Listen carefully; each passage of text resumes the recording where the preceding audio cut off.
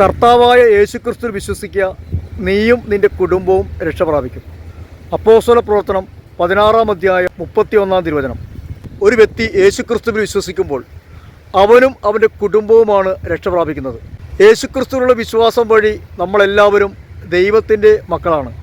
വിശുദ്ധ മോണിക്ക പുണ്യവതി വർഷങ്ങളോളം പ്രാർത്ഥിച്ചു തൻ്റെ മകന് വേണ്ടി, പാപത്തിൽ കഴിഞ്ഞ അഗസ്റ്റിൻ്റെ മാനസാന്തരത്തിന് വേണ്ടി. അവളുടെ പ്രാർത്ഥന ദൈവം കേട്ടു.